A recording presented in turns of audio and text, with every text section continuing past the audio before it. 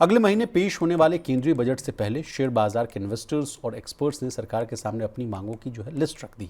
बाजार के जानकारों का कहना है कि रिटेल जो इन्वेस्टर्स हैं उनको जो है प्रोत्साहित करने के लिए जो है लॉन्ग टर्म कैपिटल गेन यानी जिसको कि आप LTCG के नाम से जानते हैं उस पर मिलने वाली टैक्स छूट की जो सीमा है उसको बढ़ाया जाना चाहिए। मैडम, फिलहाल साल भर में जो है 1.25 यानी ₹1.25 तक के मुनाफे पर जो है कोई टैक्स नहीं लगता है, जिसे बढ़ाकर जो है अब कहा जा रहा है कि ₹2 लाख तक जो कर दीजिए, इसका सुझाव दिया गया। इसके अलावा मैडम, निवेशक जो है सिक्योरिटीज ट्रांजैक्शन टैक्स यानी STT और शॉर्ट टर्म कैपिटल गेन्स यानी STCG की ऊंची दरों को लेकर भी चिंतित हैं। चूंकि आप पर्सनल फाइनेंस से जुड़ी हुई हैं और तमाम जो बजट वाले मामले को बहुत ही विस्तार से देख रही हैं, अभी हम लोग जो मनी 9 पर जो है बजट की एक सीरीज भी हम लोग चला रहे हैं, तो तमाम स्टेक होल्डर से आपकी बातचीत हो रही होगी।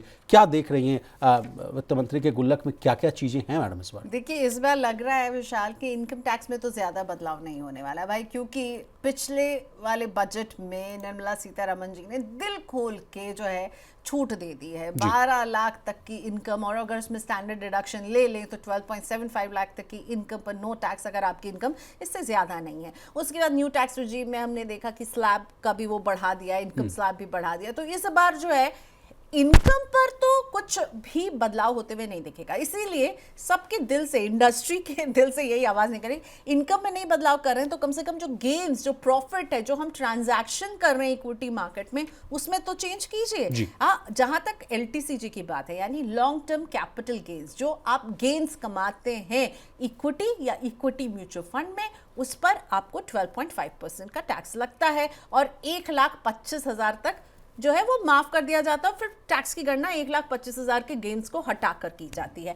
अब कहा जा रहा है कि भाई आप चलिए, आपने टैक्स भी लगा दिया गेन्स पर, बहुत अच्छी बात है, लेकिन जो छूट दे रहे हैं आप, ये जो आप हमने जो लिमिट है छूट की 1.25 लाख, इसको बढ़ा करके 2 लाख तक ले जाइए, नहीं तो 1.5 लाख तक ले जाइए, ताकि हमारे गेन्स जो हैं उस पर हम जो है टैक्स जो है हम थोड़ा सा आगे से दे रहे होंगे। 2 लाख तक पर अगर कोई टैक्स नहीं लगे, और इंडस्ट्री में तमाम इक्विटी से जुड़े हुए जो ब्रोकिंग हाउसेस हैं, और मैं म्यूचुअल फंड की AMC से बात करती हूँ, उन सब की चाहत तो यही है, दिल मांगे मुंह, और कि भाई ये 1.25 लाख को क्या 2 लाख तक सरकार नहीं ले जा सकती? आप टैक्स मत कम कीजिए, कम से कम वो छूट की सीमा जो है, जो 1.25 लाख तक आपको जो छूट मिलती है, उसको एक्सपैंड करके 2 लाख तक ले जाइए, ये उम्मीद है।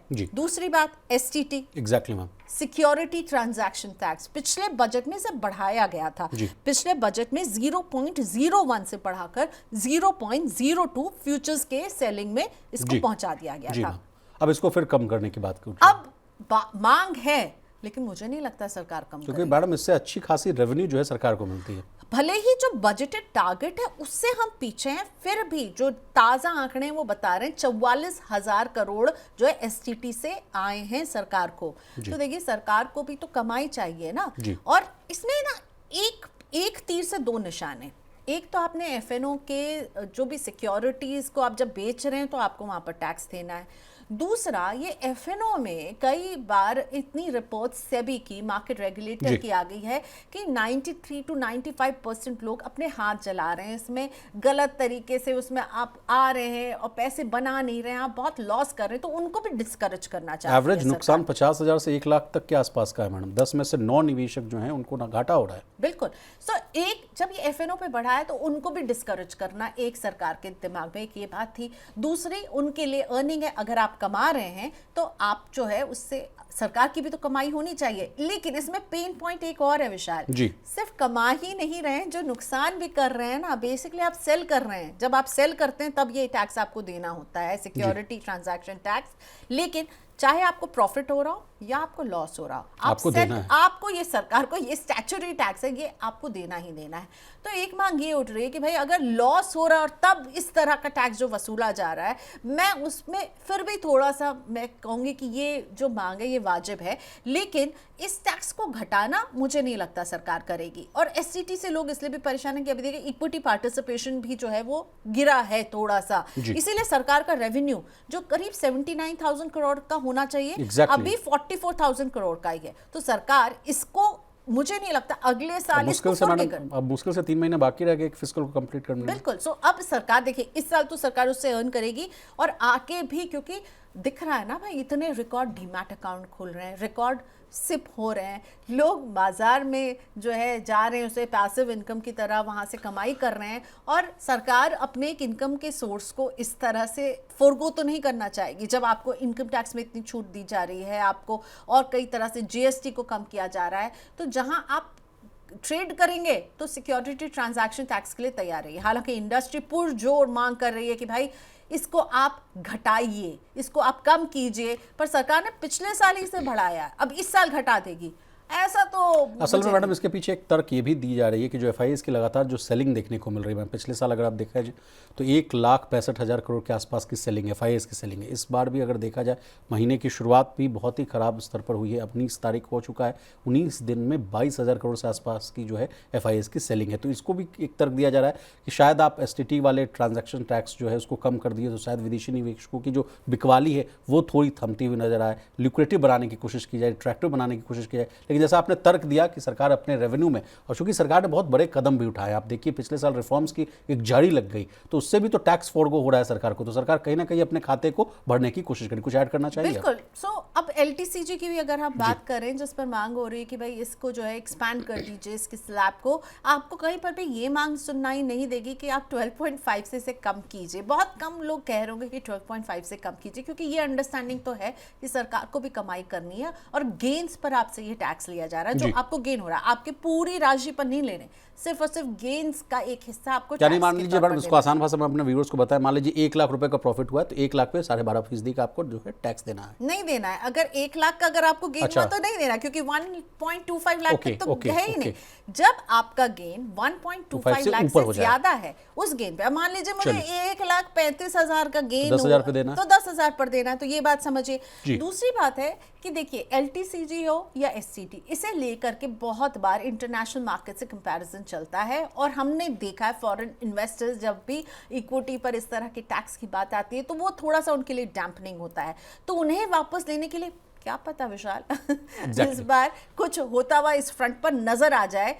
तो कहते हैं ना कि उम्मीद पर जो है वो दुनिया रहती है, उम्मीद पर। चूंकि मैडम आप हम लोग के साथ मौजूद हैं अभी, तो स्लैब को लेकर भी चर्चा चलती है, कहा जा रहा है कि 30% के स्लैब को आसपास जो है उसको कम करने की बहुत जोरदार चर्चा है। दिल मांगे मोड़ वाली बात से ही आपको कंटिन्यू करना चाहेंगे। 12.75 से भी मन नहीं भर रहा है। लोग कह रहे हैं कि 20 लाख 30 लाख पीएचडी सीसीआई और तमाम जितने भी जो है सीआईआई को भी मैं कोट करना चाहूँगा, जितने भी जो लोग हैं जो अभी मिल रहे हैं प्री बजट मीटिंग में, कंसल्टेशंस में, वो कह रहे हैं कि अभी सीमा को भी थोड़ा सा आगे और बढ़ाइए, लोगों के पास पैसा नहीं बच रहा। सबसे हायर लेवल है, यानी 24 लाख से ऊपर आपकी इनकम जाती है, आप 30% इनकम टैक्स में आ जाते हैं। तो वो कह रहे हैं कि भाई इस 24 लाख को आप ऊपर ले जाइए, जो हायर वाले, जो 30% जो हायर टैक्स जो लग रहा है उसको आप ऊपर ले जा करके 30 पर ले जाइए, 35 पे, कुछ लोग तो 50 लाख भी कह रहे हैं, पर मुझे नहीं लगता सरकार ये कर सकती है, ये वायबल नहीं है। तो 30 पे ले जाइए। अब अगर मान लीजिए सबसे हायर वाला 24 लाख अगर ऊपर जाता है तो क्या होगा, नीचे वाले स्लैब्स भी तो 1-2 लाख बढ़ेंगे ना भाई वहां, क्योंकि सरकार केवल एक इनकम स्लैब को तो टच नहीं करेगी ना, टच करेगी तो पूरा नीचे से वो जो 4 लाख से शुरू हो रहा है वहीं से वहां पर भी थोड़ा सा जो है एडजस्टमेंट होते हुए नजर आएंगे। अब ये तो मांग है, सरकार करती है क्या नहीं, दिल तो हमेशा मोर ही मांगेगा विशाल, पर मुझे ना लग नहीं रहा कि इस बार कुछ इनकम टैक्स स्लैब से सरकार टिंकर करती हुई नजर आएगी, और कर देगी तब तो भाई बल्ले बल्ले है टैक्स पेयर्स की, मेरे और आपके जैसे इनकम टैक्स पेयर्स जो हैं वो शुक्रिया अदा करेंगे। एक लास्ट सवाल मैं आपसे पूछना चाहूँगा मैडम कि रियल एस्टेट और गोल्ड जैसे एसेट्स पर जो है इंडेक्सेशन बेनिफिट हटाने के बाद जो है निवेशकों में नाराजगी जो है वो देखने को मिली। अब लोग कह रहे हैं कि इंडेक्सेशन का जो लाभ है अब वो फिर से मिले, ऐसी भी मांग उठती हुई नजर आ रही है। इस पर आप क्या कहना चाहेंगे? अगेन आपका दिल छोटा ही होगा, ऐसा कुछ नहीं होने वाला है, लेकिन हाँ डेट म्यूचुअल फंड ये कैटेगरी आपने बताई, रियल एस्टेट और गोल्ड, ये दोनों ही फिजिकल ठोस एसेट भी हैं, लेकिन एक फाइनेंशियल एसेट है डेट म्यूचुअल फंड, जो हमेशा अब जो है उस पर आवाज़ जो है वो जोर हो रही है कि भाई इससे बहुत सौतेला व्यवहार हो रहा है। पहले आपने इंडेक्सेशन बेनिफिट हटाया और अब पिछले साल आपने ये कर दिया कि उस पर टैक्स जो है एलटीसीजी हो या एसटीसीजी हो, मतलब सब कुछ पे एसटीसीजी, अगर आप उसको 1 साल बाद भी बेचेंगे तो भी आपको अपने इनकम के स्लैब के अनुसार उस पर टैक्स देना है, आप उसको जो है 2 साल बेचेंगे सोचेंगे, मतलब उसमें ना ये भी नहीं कि 1 साल में 12 महीने के बाद ये LTCG होगा या 24 महीने बाद, सीधा सीधा आप अगर डेट म्यूचुअल फंड में इन्वेस्ट करते हैं तो क्या होगा कि आप जो भी आपको गेन होगा वो आपके इनकम में जुड़ेगा और आपको अपने इनकम के स्लैब के अनुसार टैक्स देना होगा।